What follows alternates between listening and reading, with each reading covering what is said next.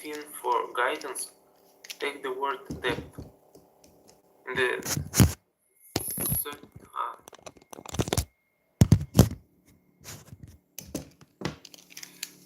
13th century, this could be spelled debt, or date. But 16th century writers looked to the Latin word debtium and inserted a silent B, linking the word to its Latin counterpart, but making it much harder to spell. For a long time, there was no stigma attached to variant spelling.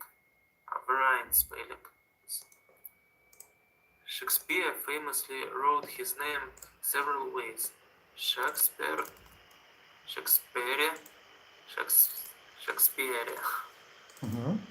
But by the 18th century, an English aristocrat was writing to his son that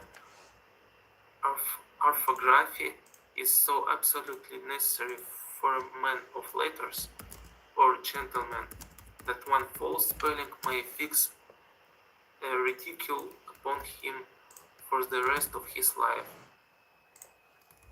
Then, while the former US vice president never recovered from spelling potato with an E on the end when he corrected a pupil's writing in front of the cameras at the junior school in 1992.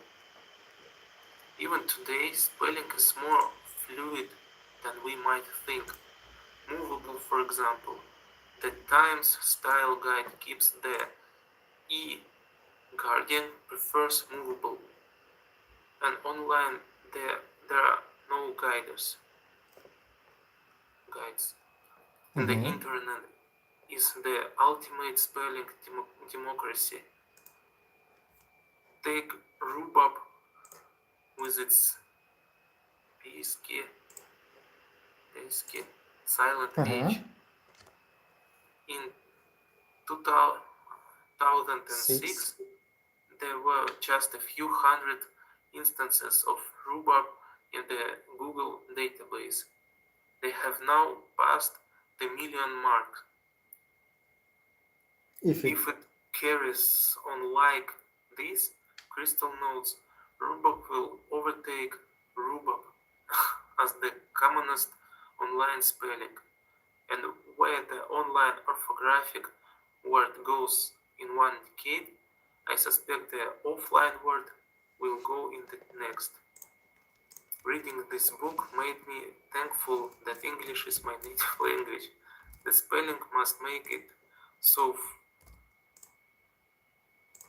fiendishly hard to learn.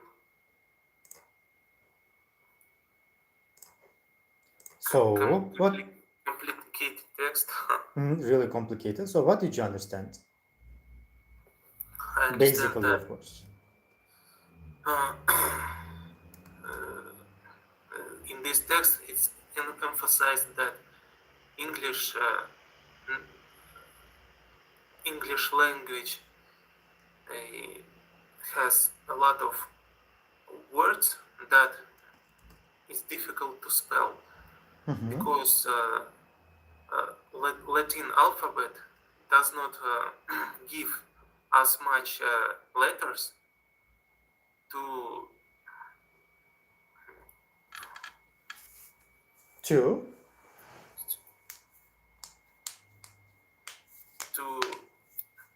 mark all the sounds in English. Correct.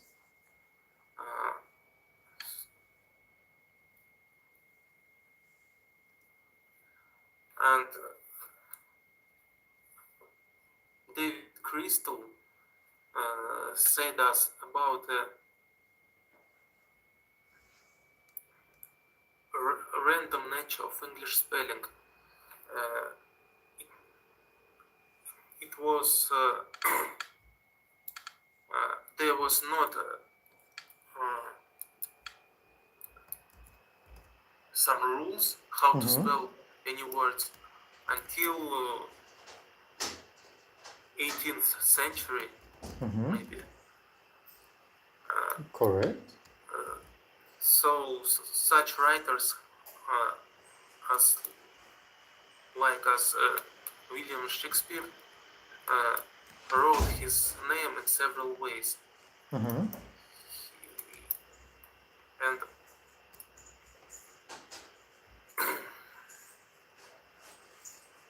And that's all? Did you understand the meaning of all the words here? no, Okay, which one you don't understand? okay, the first I see. The red. For a long time there was no stigma. Stigma, do you know label? Uh-huh. Stigmatization is labeling something. This is the first meaning. Yeah, generally, it can be used like this. For especially stereotypes, you know.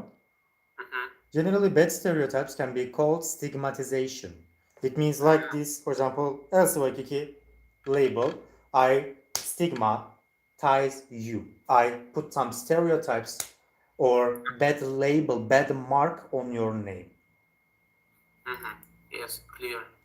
Mhm. Так. He was the red sentence again. He was Bewildered. He was, surprised, stupidly, yes. by the random nature of English spelling. It means, British people are so interesting. They spell all the English words, they pronounce all the English words how they want. Mm-hmm. There is no rule. They do whatever they want. And then it is shocking. Someone is saying water, someone says water, someone says water, someone says just wa. You go to the eastern part or say south part, for example. So, of course, it's surprising. Fashion and snobbery. Snobbery is difficult to explain, but I will try to explain. Especially rich dads' sons, youngster sons, try to show their power via using their family's poverty, their family's money. They try to humiliate people. They try to think that they are superior, they are gods. They always show their Ferrari, play with girls, and say, "Oh, your dad is terrible. Your dad doesn't have money. Not play with us. Not come to me. You cannot be in our group." Such kind of stupid people we have. And these are snobberies. Okay. Like as big part in spelling as they have in other parts of English life. So in this sentence they say that fashion is In Russian, to the same. if the fashion get out, so the spelling might be changed, yes? Might be, yes. Especially it's becoming more fashionable, we can say. Everybody creates their own vocabulary. They are talking like a Starbucks girl's speech. I'm not sure, I'm not in my booth. Something like that. They're talking absurd, like this. In your language as well, I think you have such people, right? They Yeah, try of to course.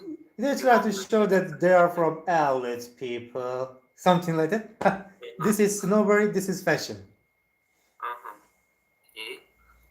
And during the Renaissance, scribes looked to Latin for guidance. Scribes. Describe, scribe. Oh, this is not this kind of scribes, writers at that time. Writer Right. is scribe. Mm-hmm. Look to Latin. It means if they want to write something, they generally check Latin alphabet, Latin letters for guidance. Okay. For a long time, there was no stigma attached to the variant spelling. Even today, spelling is more fluid than we might think. The meaning of fluid. The fluid is Fluent. Okay, the blood is fluid. The water. Fluent, do you know fluency? English fluency. Uh-huh. It is the same. Okay. Like how the water is fluid, it goes like this. Your speech will be fluid. It means fluid. Uh-huh. The internet is the ultimate spelling.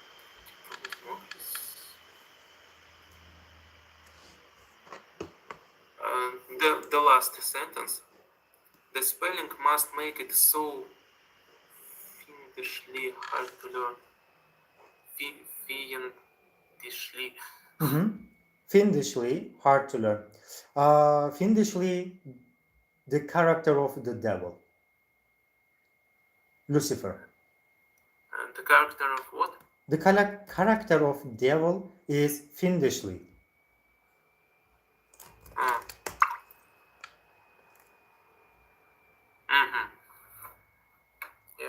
Yeah. So, is it clear now? Yeah. Perfecto. Next one. According to the article, you see some 6 phrases here. What do you think the reviewer means with these phrases? He was bewildered by the random nature of English spelling. Read the review again and look at phrases in context. Say what you think the reviewer means. Already I described the first one. Bewildered by the random. He was shocked by the random nature of English spelling. Okay, second one. Fashion and snobbery have played as big part in spelling as they have in other parts of English life. The meaning is that the spelling of English words can be changed time to time if this spelling is fashionable at this time or not. It depends. Scribes looked to Latin for guidance. Writers refer to Latin alphabet to find the way how to spell the words in English. Correct. For a long time, there was no stigma attached to variant spelling.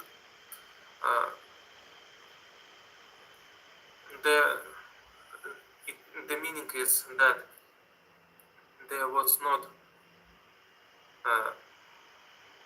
concrete spelling for any words in English for a long time. Correct. Even today, spelling is more fluid than we might think. The meaning is that nowadays there are a lot of pronunciations of the words. It depends on location, geography, and even we cannot know how any people can spell the word. For example, in Africa or in northern England or in Australia, the spelling might be different. Okay, and the next one? The internet is the ultimate spelling democracy.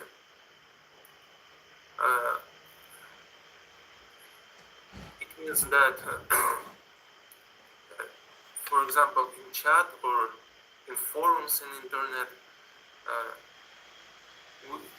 we can not only speak with different spelling, we can even write with while writing, while talking as well, we make some spelling mistakes, or we just put emphasis on words based on fashion or snobbery, we can say.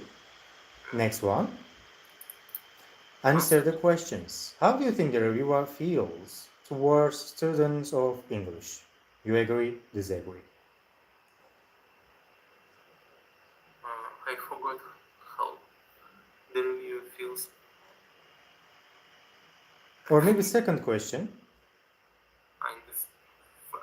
fashion and snobbery have played a big part in spelling. I don't remember his point of view. For maybe second question, what modern example does she give of damaging effects of bad spelling? How it will be damaging?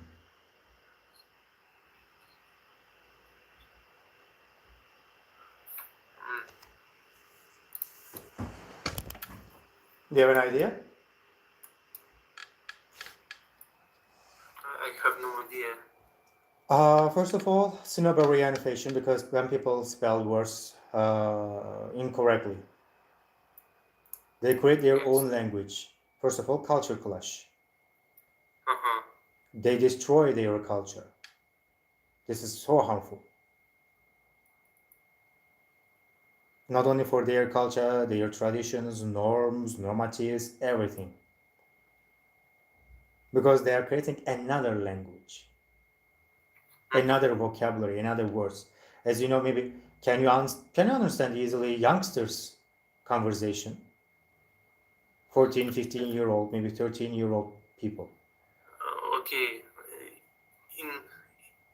In my country, I can understand youngers' speech because they use a lot of English words, but they are intervened in Russian speech. In Russian, they create as well some interesting new words, new abbreviations, new jokes. For example, I heard from my students always, "Oh, I don't understand my kids. They use another language. This is not Kazakh. This is not Russian." Even they don't understand their jokes, which is the same. We don't understand them. I understand because I Maybe I'm older than you. I don't English know. a little bit. For example, my friend does not understand. So I forgot how to say this. We have a game with cards, and there are some new words, new slangs words. And how do you understand the slang? And so I usually win this game because all the slangs are referred to English words. That's perfect. So, are there any words in your language which people have particular problems spelling? For example, I know a lot of Russian words that I cannot spell. It's very difficult for me. Actually, I cannot give you an example. In Kazakh, do you know In Kazakh? Russian, how to we spell the word and pronounce it Pronounce? as it written. So we In Russian. spell, yes, and pronounce it. Pronounce it. I try to do it like this, but my students never understand my Russian. It means your technique doesn't work. Speak something in Russian. I try to say something, for example, snowberry, but there is no even one vowel in snowberry's Russian version. In chat box I wrote. All of them consonants. Do you know consonant letters? And vowels? Vowel is this. Consonant is this. This is fully consonant. There is no one vowel in this letter. How can I read it? So it is difficult for me, for example. So what is our next question? Do you think good spelling matters? Yes, it really matters. For example, for me, it's much better to understand English if the words are spelled grammatically right. Because in my casual life, I don't have enough spoken English. I just read or listen to some songs, but usually songs I don't understand. Some podcasts, and they usually speak in grammatically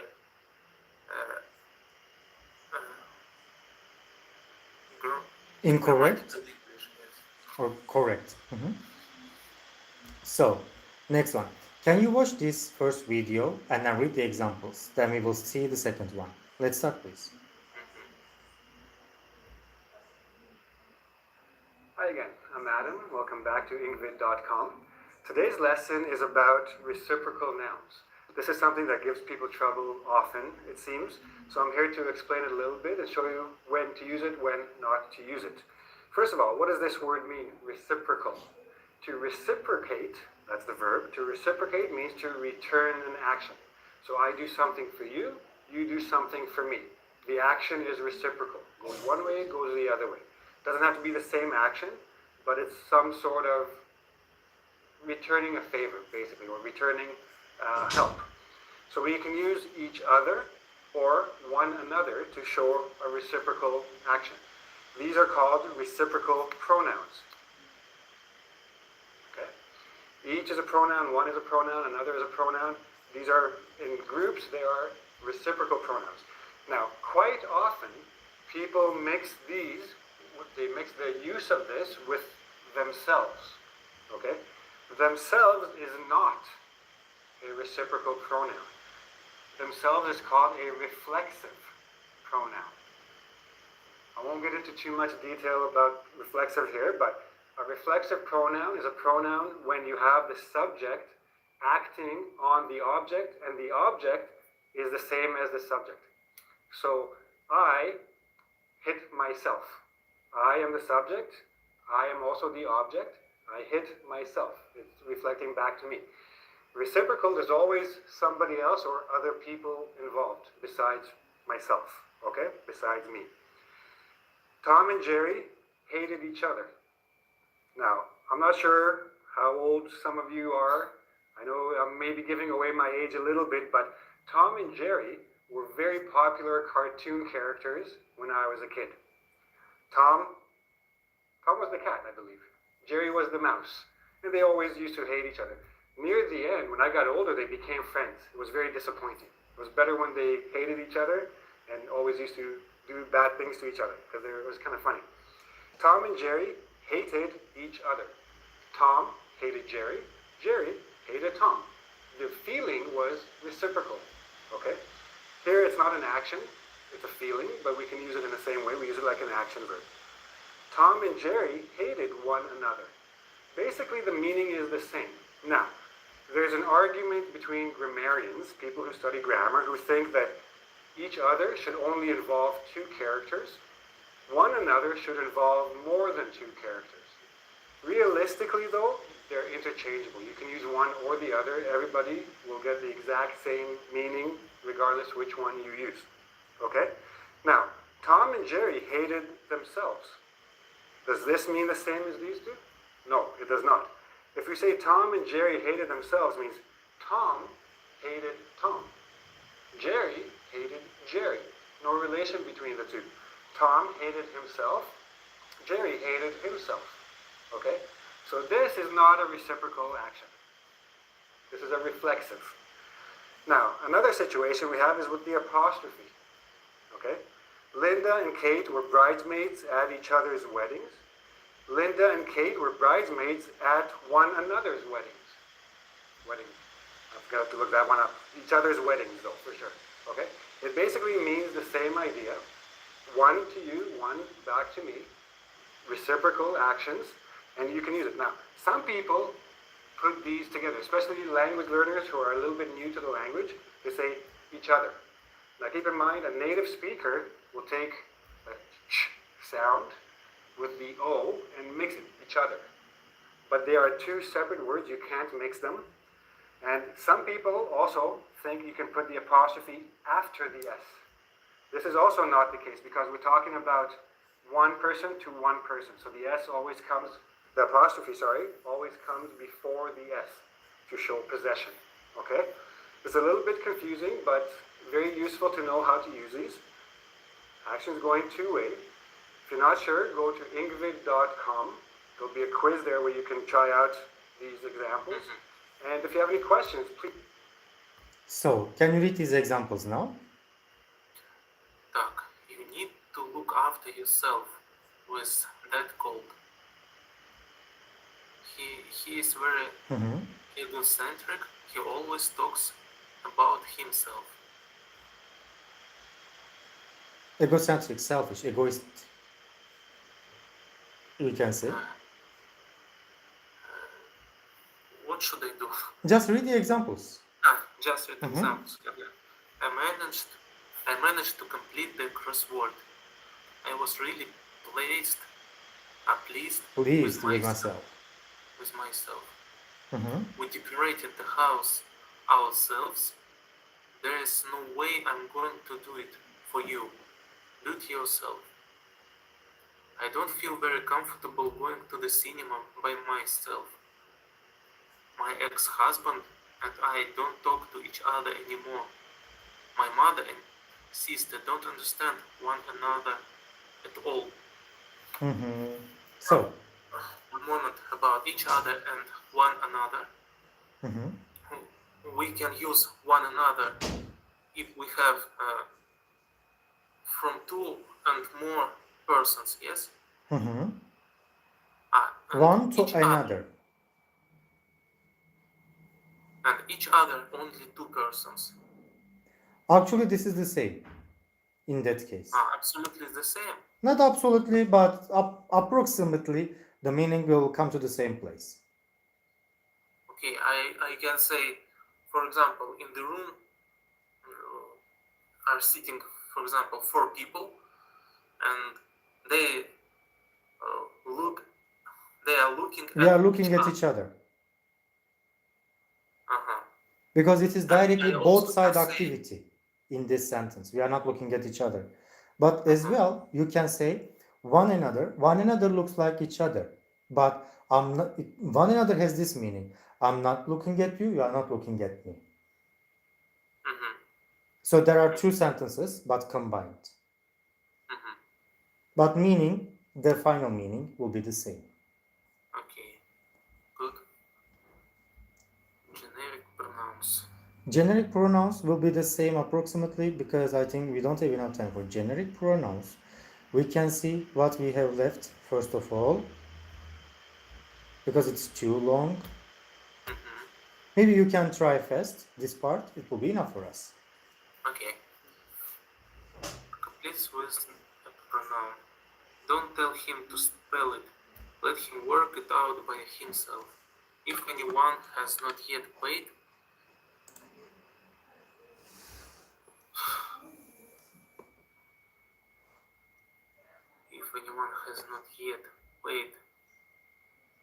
their course fees, they should go to the registration immediately.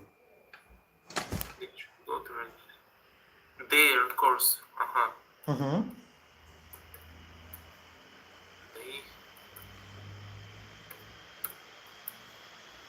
Isabel is very quick-tempered. She finds it very hard to control herself.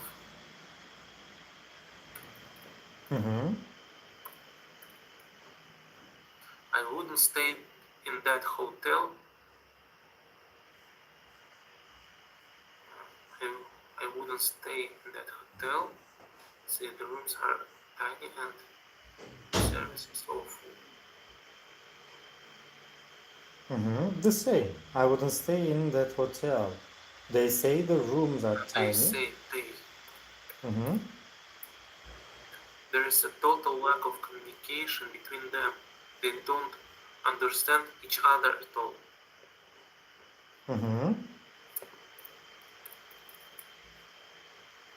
Did they enjoy?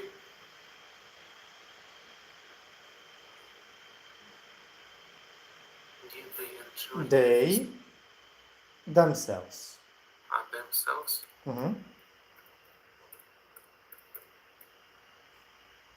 Are you going to have the flat repainted, or will you enjoy doing it themselves? Yourselves, not themselves. Will you enjoy? Yes. You. Yourselves.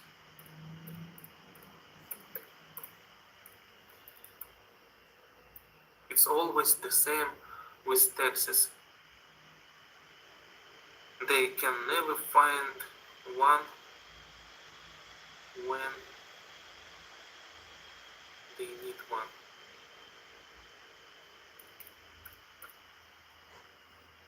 You can never find one when you need one. When you.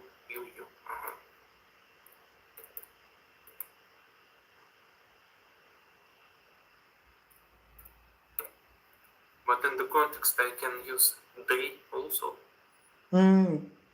No.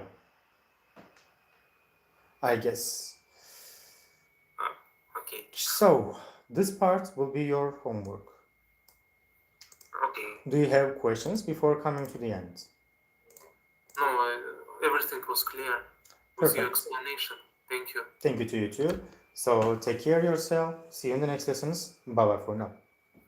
Bye. Bye.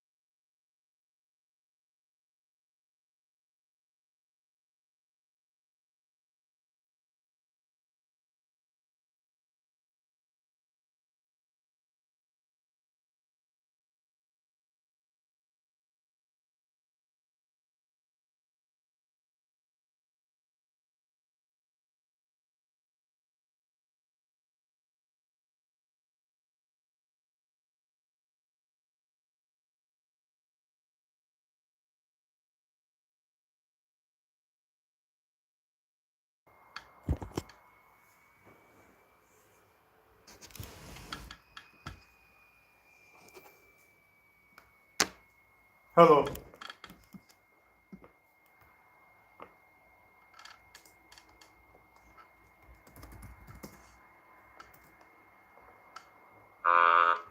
Ah, Hello? hello. How are you doing? Fine? Something with connection? I don't know. Okay, no worries. So let's start. Can't give up. So, can you choose the right word? I need to charge, unplug my phone, the battery is very low. Can you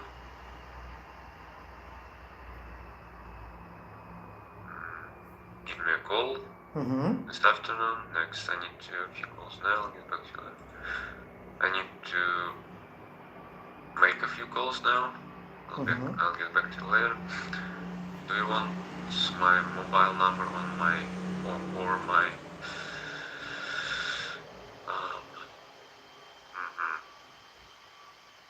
landline and home phone? I think the meaning are the same, both.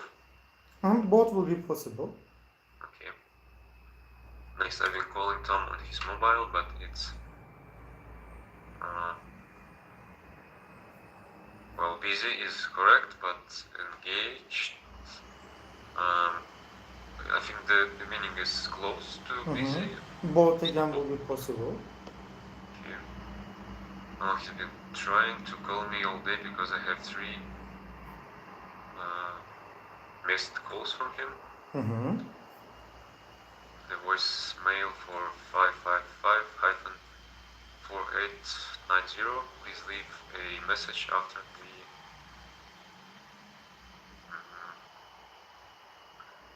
tone, beep.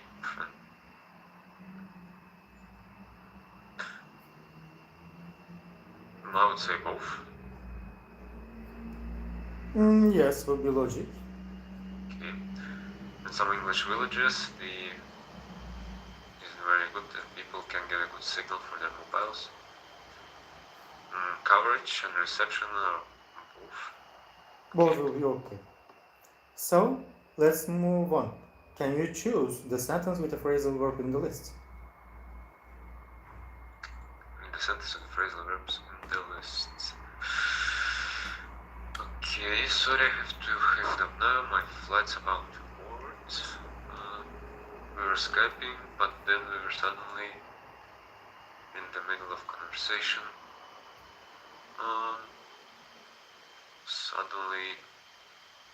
Suddenly cut off Cut off. in the middle of the conversation. My mobile is pay as you go, so I have to remember to my credit from time to time. No? Which one? Yeah, I'm thinking top up. Top up. Next, I'm not sure if I will be able to print the whole document as the black ink is about to run out. Next, I tried calling her office, but I couldn't get through.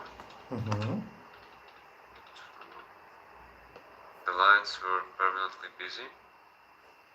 Next, sorry, I can't hear you very well. Could you speak up a little? Next, if you hold, I will put you the accounts department.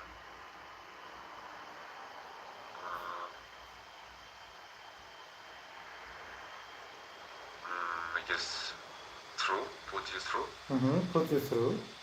Through the accounts department. If you already have an account with us, log in with your username and password. Next, I need to delete some files to free up some space. Free up more space on the hard drive. If you scroll down the page, Mhm. you will see the attachment at the bottom. Okay. Perfect. So next part. If you had made plans to meet friends on evening and discovered that you had left your phone at home, how might it affect your evening?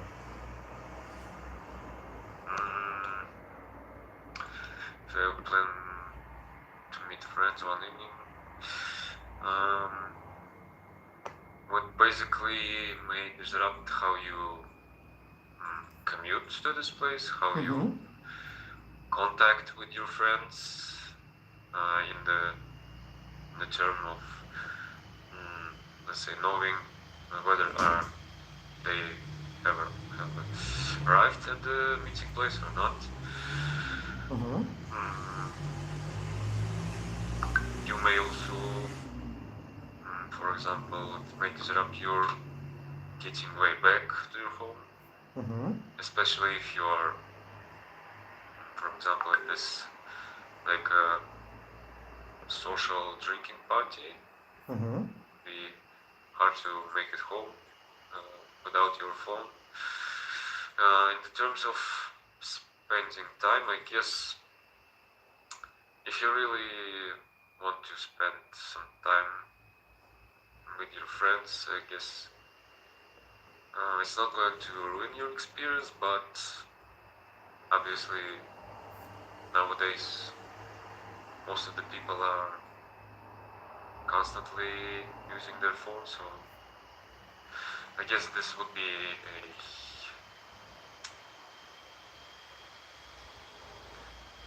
not a disability, but how this is called? Can you help me? Not disability, you can say just it makes you unavailable to do something, Maybe, or yeah, it hinders your communication. in a way, maybe uncomfortable in some way. Mhm.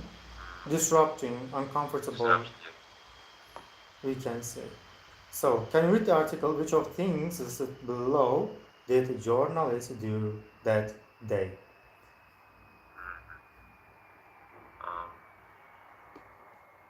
so I should first read the article, You then need to read the article and you need to complete this article with the statements A to H in section C. Okay. Without a mobile phone, you basically don't exist. I arranged to meet a friend after work the other day. I live in North London, and Bill works in Battersea and has just had a child, so I do the decent thing. We arranged to meet at 6:30 p.m. in an upmarket pub near his work for food and drink. I go to the gym in the afternoon sometimes. The gym is around the corner from my house, so I change before and after at home. Anyhow, on this occasion, after donning my PE kit, I promptly lock myself out of the house. No wallet, no keys, obviously, and no phone. I consider going to my girlfriend's work, but I'm not too sure where it is. Okay, first.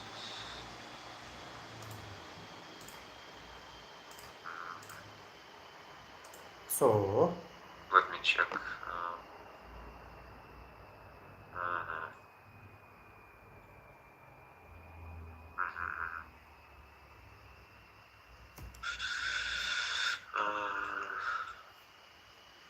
Isn't frustrated.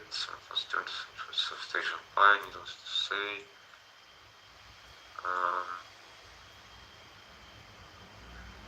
I guess G. Like G this will is be not better. because I'm distant or disinterested partner, or at least not in this instance. She has only just started a new job, so I'm not yet certain of her office address. Also, I don't want to embarrass her by meeting her new colleagues in my disgusting gym outfit. Next second, there's little for me to do other than to make my way to Battersea. Um,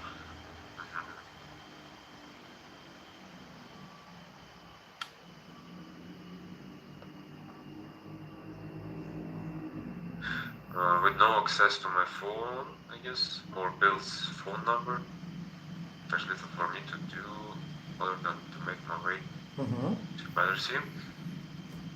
Next, without an oyster card or money, I walk. It takes about an hour and 3/4, and I enjoy it very much. This time spent away from communication.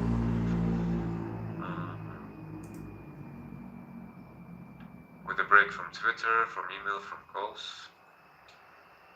Not stopping to check messages at traffic lights. I have freedom to think, to dream. I remember with delight that I both built dinner last time we met, with my long brisk walk as justification, much more honest and hearty than the gym. With 3 pints of bitter or perhaps even 4 and borrowed money from transport home.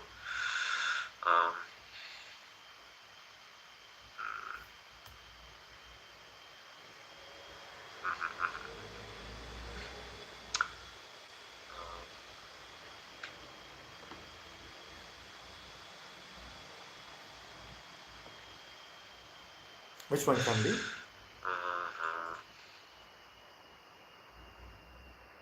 Maybe my thoughts turn to some sort of substantial pint. With 3 pints of bitter, or perhaps even 4, and borrowed money for transport home. Okay. I get there early, the pub is really fancy, more of a restaurant in fact, albeit one selling posh pies. I wait outside, people watching, glamorous girls walk past, eyes lowered, one clutches her handbag tighter. After a bit I pretend I'm jogging and do some stretching exercises across the street. Policeman stops and looks closely at me. My friend, of course, does not show up. Because without Bill, I know that I'm walking all the way back. Needless to say, I wait a long time. Because without Bill, I know that I'm walking the whole way back. After 2 hours, the situation eventually becomes untenable and I head home, my spirit broken. I'm ravenously hungry. I arrive home just about 6 hours after I left. Luckily, my girlfriend has returned from her job at the place, or whatever. I have 24 missed calls from Bill, some emails and voicemails.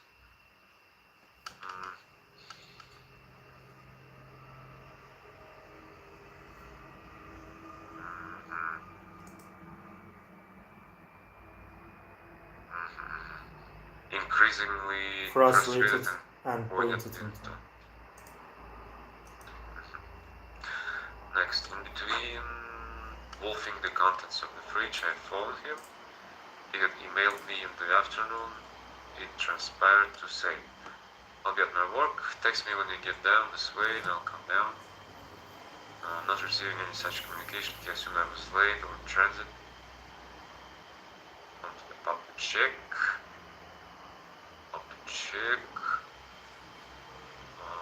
But by then I had gone. It was for him beyond the realms of possibility that I had received any of the emails, texts or calls. Now that we are all connected constantly, addicted to updating our status and tweeting what we're up to, we can hardly conceive of someone not being contactable for even a few hours. Something as simple as I will see you in the pub at 6:30 has become not a firm arrangement but a basis for negotiation. If you're not on your phone, you can be contacted. To other people, you might as well not exist. And the worst of it, those pies looked real nice. So, what did you understand from this article? Now, let's come to the questions. Section B. For example, he agreed to meet near where his friends lived. What do you think about it?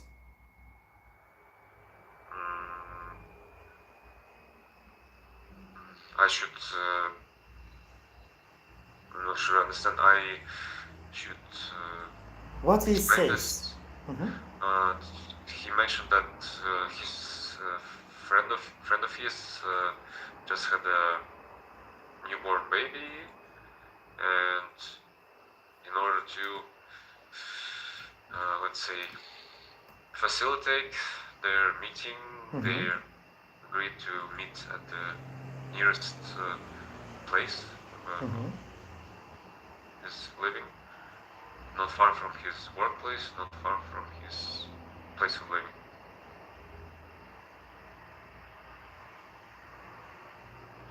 Next, he changed into his gym clothes.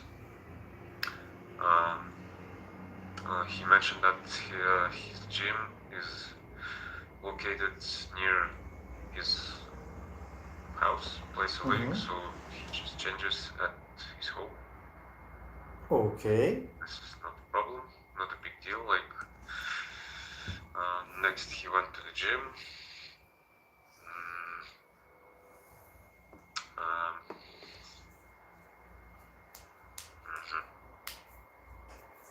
This one is I'm not sure. He wanted to go to the gym, but if I'm not mistaken, he forgot most of his. He forgot most of his things. His keys, wallet, phone, etc. So then he decided to go to his girlfriend's place of work, but he didn't quite remember the exact address, exact location. And in addition to that, he didn't want to embarrass his girlfriend as well. So he decided to go straight to their appointed place of meeting with his friend, Battersea, and he went on foot. He said that he enjoyed this walking without any distractions from social medias, etc., calls, phones, I'm sorry, text messages. Okay.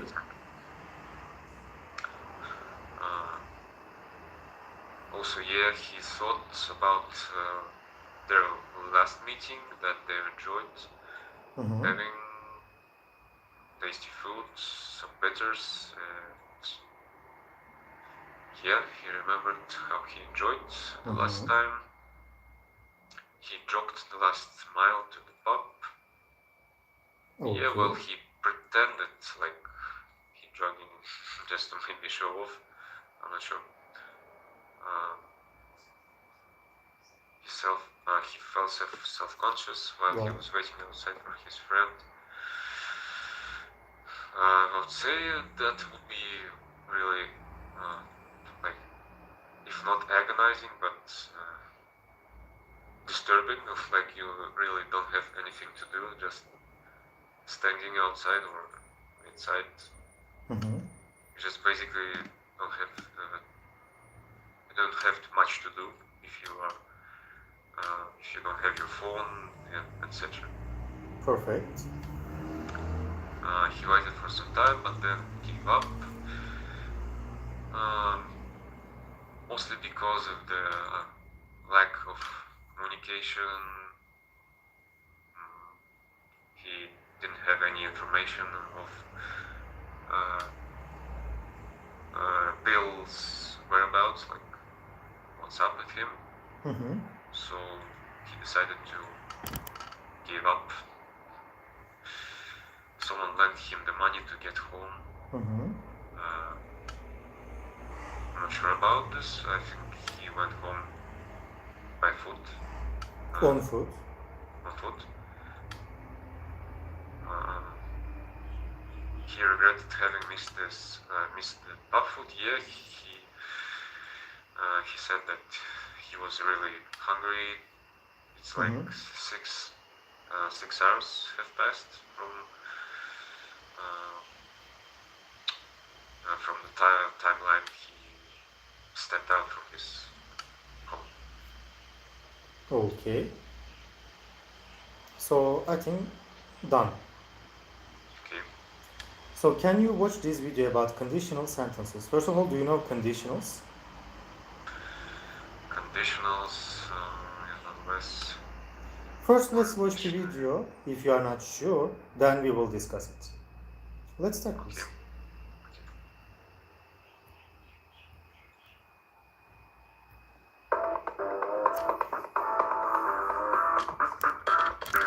Hi guys, Dan, BBC Learning English here. This time we're going to talk about conditionals. Now, many of you may know that conditionals are sentences which commonly but not always begin with if in English. We have 5 of them, and they usually talk about cause and effect, either now or in the future or in the past. We're going to have a look at all of them today. Are you ready? Here we go. If it rains, we get wet. This is an example of a zero conditional. Zeros have no maybes or possibilities in them. They talk about cause and result. If it rains, we get wet. You'll notice that they use the present on both sides, but past forms are also possible. For example, if it rained, we stayed inside. First conditionals are a little bit more tricky. First conditionals talk about a possible, real, future or present outcome. For example, if I leave now, I'll get home early. They use present tense on the if side, and they use will plus the infinitive on the main clause. Second conditionals. If I had $1 million, I would buy my mum a horse. That's a second conditional. It talks about a highly unlikely or most likely impossible outcome of a present or future situation. Second conditionals are really confusing because we use past tense verbs on the if clause, but actually we're talking in the present tense. If I had $1 million, I would buy. Notice that the main clause uses would plus the infinitive. Got it? Good. Third conditionals. Third conditionals are always impossible because we cannot travel back in time yet. Anyway, so if I hadn't drunk so much, I wouldn't have been arrested. On the if clause, we use the past perfect, if I hadn't drunk. And in the main clause, we have would plus have plus the past participle. This usually is used for past mistakes. Finally, we have mixed conditionals.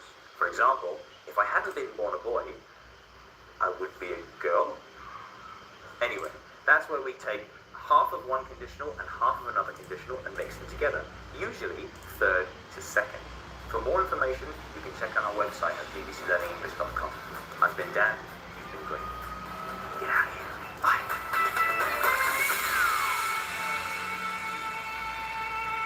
Okay. So, what did you understand?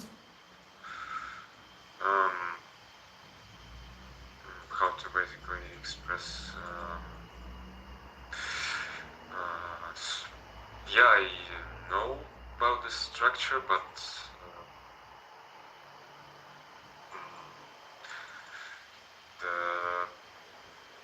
let's say the first,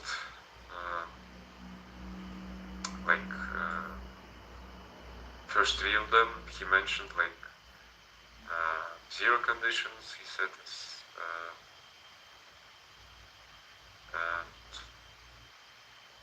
first. They're like simple enough to use, but like third and mixed are pretty hard to,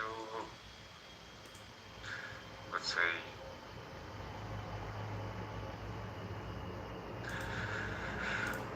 when you, for example, when you try to use them in your daily speech, it would be hard to,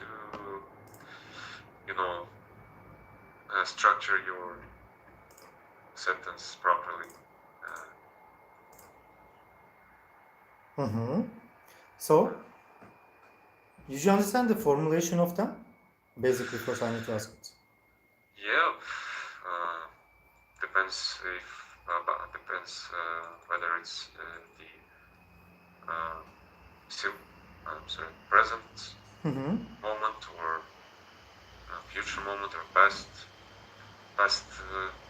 on, let's say, past unreal with a slight chance of possibility and real with the no chance of at all.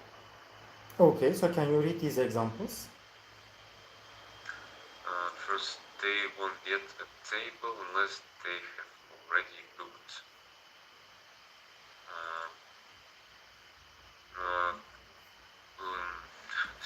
Let me think. They won't get a table, so this Unless means in the if future. not.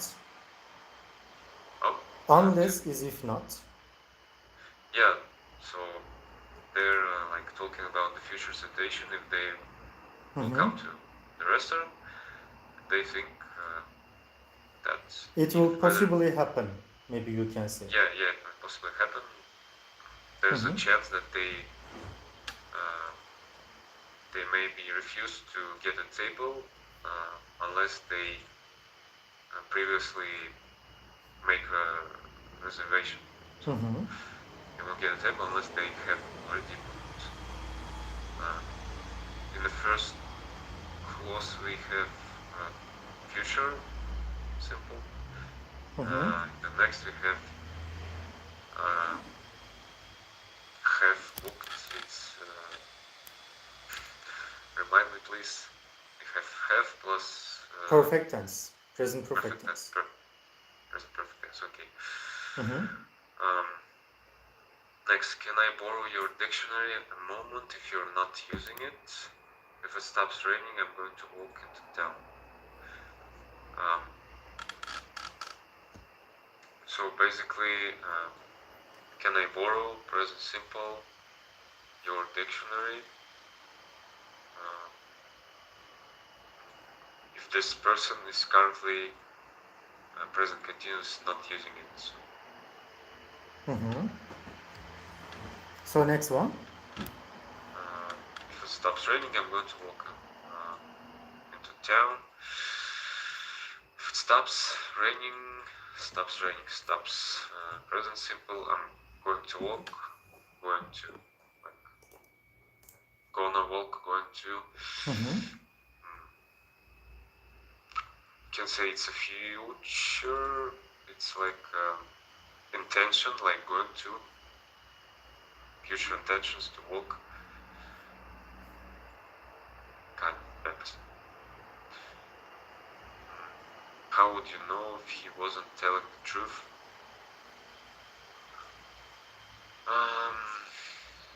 So this is about past events that already happened. This person knew that the other person was lying.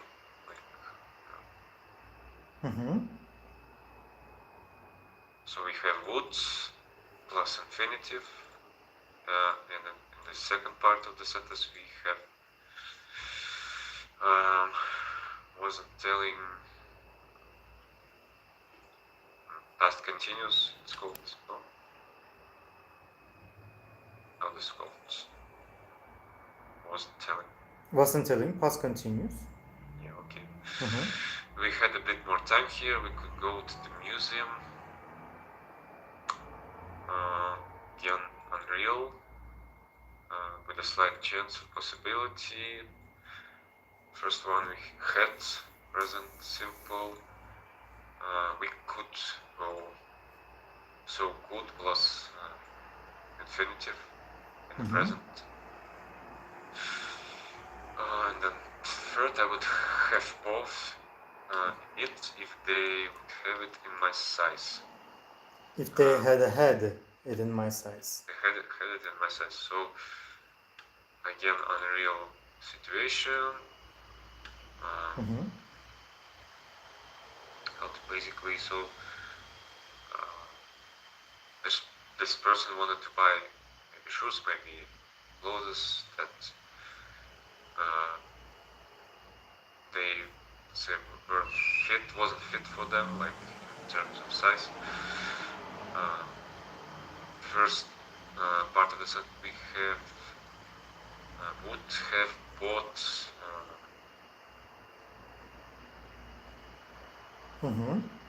It's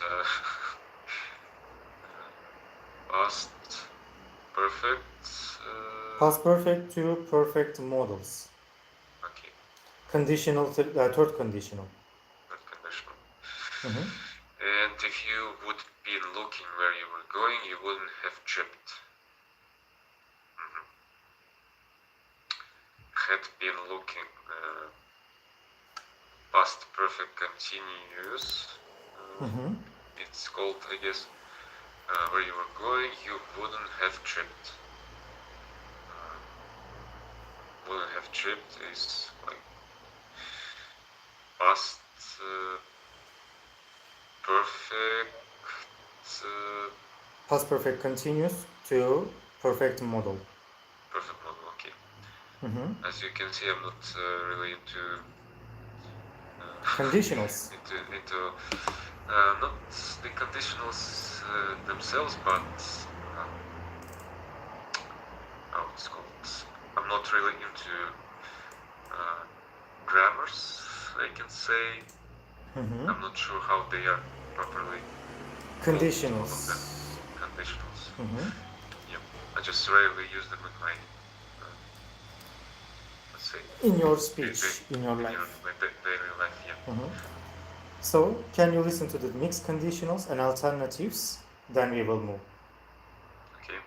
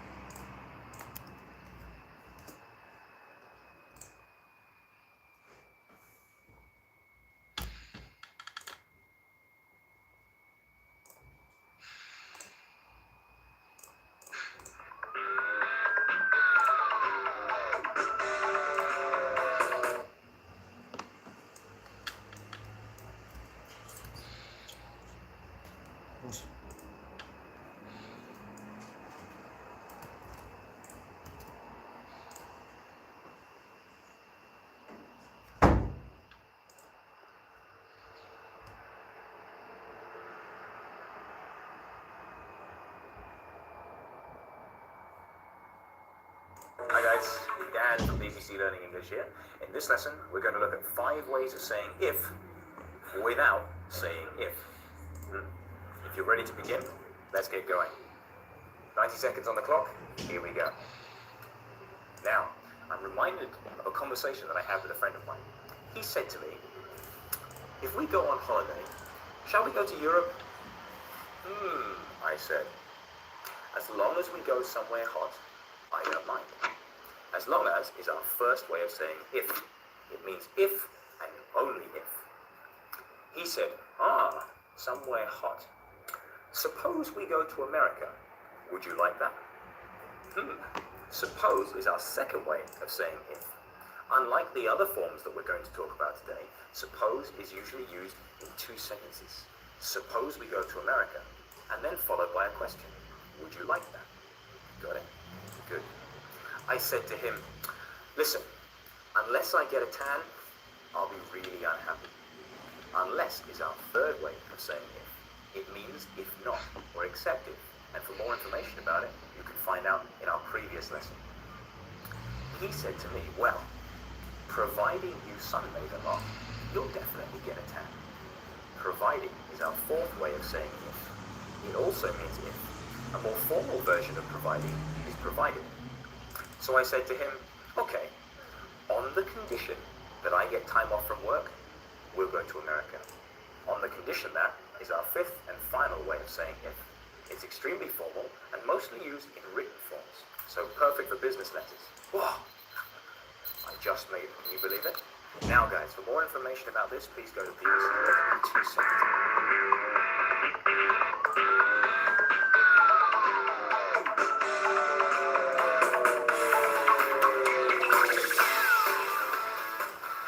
Hi guys, Dan for BBC Learning English here. In this session we'll be looking at mixed conditionals. Now, I know that clever students like yourselves will know that English has 3 types of conditional sentences. First conditionals to talk about real, present, or future situations. Second conditionals to talk about hypothetical present or future situations. And third conditionals to talk about hypothetical past situations. All three types of conditional are fantastic, and all three types of conditional talk about events within their own time frame, present, future, and past. But what about if you want to talk about an event that happened in the past which affects the future?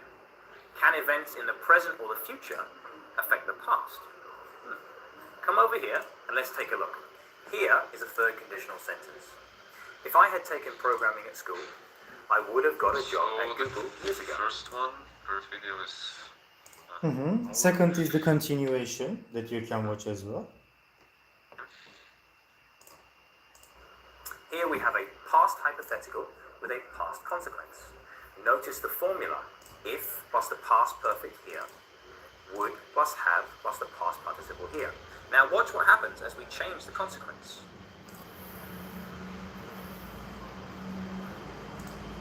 If I had taken programming at school, I would be working for Google. Now we have a past hypothetical with a present consequence. This part here is from a second conditional. Its formula is would plus the bare infinitive. This kind of makes sense in that decisions or actions in the past affect the present. But can we do the future? Well, let's have a look. If I had taken programming at school, I would be attending the Google conference next week. Yes, we can. As you can see, the only difference between the present and the future is the time expression. The formula is exactly the same, would plus the infinitive, second condition. Did you get it? Now, let's see what happens if we try to make the second, which is a present, affect the past, which is the third. If I were smarter, I would have invented something clever when I was younger. It can. Now we have a present theory with a past result. This can be a little bit difficult to understand until you realize that if I were smarter is the same as saying I am not smart, which is present simple. And remember that we use present simple for long-term truth. When I say I am not smart, I mean I am not smart now, in the future, and in the past. It's the same as saying I am English, past, present, and future. So, this kind of conditional works very well with personal descriptions, and here are a couple of other examples. If he were taller, he would have become a basketball player. okay. So, did you understand all of them? Yeah, the mixed conditionals are pretty hard to construct by yourself. Like you have to know like verb forms, really, and there's some way to add some variety or maybe flow to your sentences, changing if for alternatives like as long as, suppose, unless, providing on the condition, like that's this A little example. bit long. So, did you read the examples as well? I wouldn't be in this mess if I had listened to your advice. If she didn't still love him, Jane would have left Mike by now. I'll tell you what happened as long as, so long as, promise not to tell anyone else. Providing that the bank lent us all the money we need, we're going to buy that flat we liked. They agreed to lend us the car on condition that we return it by the weekend. I'm going to sell the car whether you agree with me or not. And even if I get the job, I'm going to carry on living with my parents for a while. Suppose you lost your job, what would you do? And had I seen the sign, I would have stopped. Okay. So, let's practice. These are right or wrong. Can you correct the mistakes? If it's right, put down right. If it's wrong, I should rewrite, yeah? Yes. They wouldn't have made you marketing manager if they didn't think you were right for the job. They wouldn't have made you marketing manager. They didn't think you were right for the job.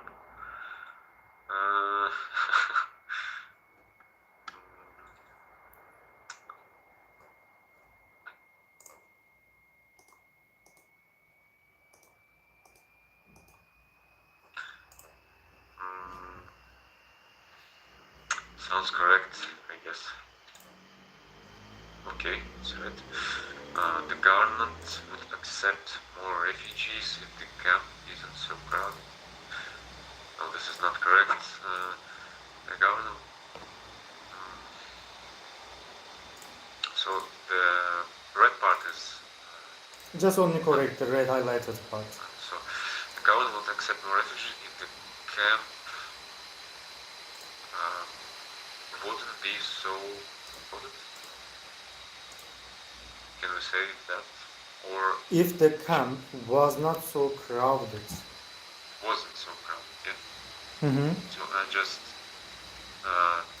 switch isn't like Past tense it should be. I just use past tense, yeah? Mm-hmm. Okay. Camp.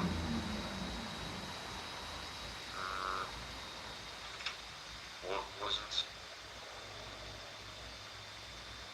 If the camp was not so crowded. No need to put full stop after it. Sorry. Next, if you have done all your homework, you can go out this evening. Yes, we should use future tense for this if you. Future tense or present tense as well you can use. No need to use such a rule. If you Can be correct as well because it's a present model. if you do all your homework, you can go out this evening. Or if you will. No, the sentence is correct. Okay. Mm-hmm.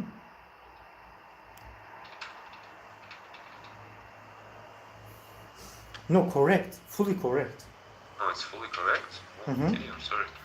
If you have done all the homework, you can go out this evening. Okay. We wouldn't be living in Singapore now if my company had been taken over by a multinational. We wouldn't be living in Singapore now if my company had been taken over by a multinational.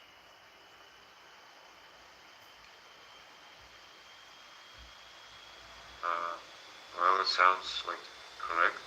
Mm-hmm. It's correct. Hannah would be in the first team if she didn't get injured last month. Hannah would get injured last month.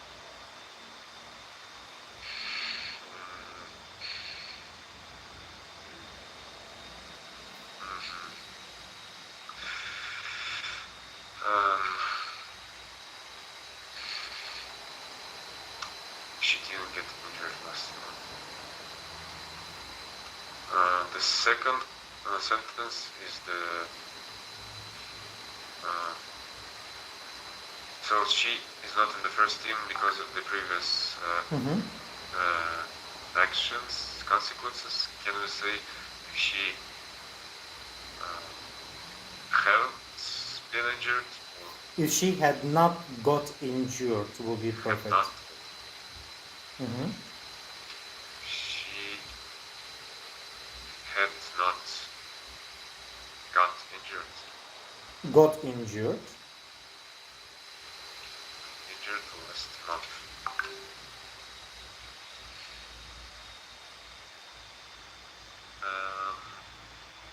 Okay, we can say hadn't. Yeah. Mm-hmm. If she had not got injured, I said. Well, like that. Mm-hmm. If you have ever been to New York, you will know exactly what I'm talking about.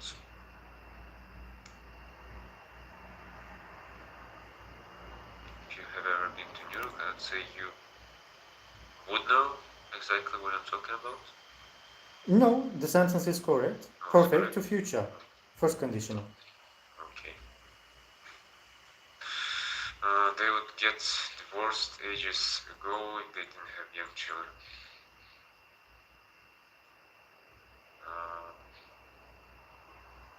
They would get divorced ages ago if they didn't have young children.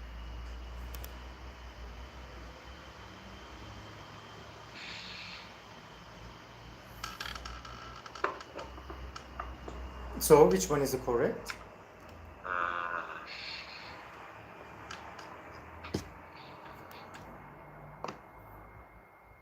They would get divorced ages ago. They would have got divorced ages ago. Would have got. Mm-hmm. Would have got divorced ages ago. They didn't have young children. Okay. Mm-hmm. If the storm wasn't at night, more people would have died.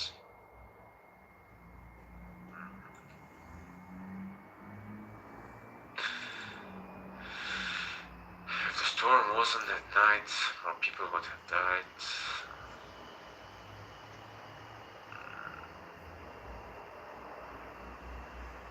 Guess it's okay. No, it's not okay. No, Storm. if the storm hadn't been at night, Hadn't been. Okay. If the storm hadn't been at night, mm-hmm. people would have died. If their flight hasn't been delayed, they have already arrived. If their flight hasn't been delayed, Mm-hmm. they would have already arrived. Or they, I guess it's correct. correct? Mm-hmm. Yeah. Okay. Next, I wouldn't have bought the flat if I knew I was going to have so many problems with it. I guess it's correct. No. So, no. Right side is if I knew I was going. If I had known, If I had known I was going. yeah. Okay. If I had known, okay. If I had known, I was going to have so many problems. Mm-hmm. What's wrong? If I had known, I was No. going to. Last full yeah. stop. Yeah. Oh, what's again? If I had known, maybe abbreviation they need. Okay, I corrected it. Your sentence is correct. So. Let me check other parts according to our time. Okay, I can ask one basic question. It will be easier for us to complete, and the other parts will be your homework. If you had the chance to change something in the world, what would you have changed? I should utilize these constructions, yeah? Or I Yes, should third conditional. third conditional. Oh my god. If I would, If you had a chance or the if I chance had a chance to change something in the world, change something at all,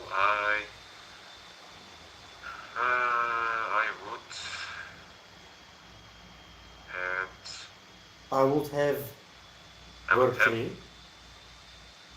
I would have changed, for example, something you need to say. I would have changed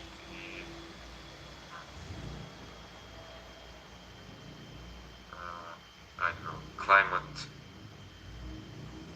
policies restrictions, something like that. Maybe. Why not? So. Before coming to the end, do you have questions? Questions. Not sure the questions, but this particular how it's called conditions. Mm-hmm. They are, let's say, pretty advanced. Yes, grammars pretty right now. advanced. Should I give them a bit more attention, or Of course. of course? Without them, your sentence doesn't work. Yeah. Basically. But in terms of, let's say, day-to-day life, how often do you personally use them? I use always in my lessons. To give an example, to ask questions. Without conditionals, you cannot ask even questions. So, You have any recommendations? Like study. Especially? Do your homework. No, this is obviously, I mean, Without how conditionals, your speech will be nothing. It is the most important condition in my opinion, I can say. This is my suggestion. Without conditionals, never say I speak English. Okay. Okay, so do you have questions? One more? No, okay. Thank you for explaining. No worries, explanation. So thank you for today. Take care of yourself. See you in the next lesson. Bye bye for now. Thank you. Bye. Bye.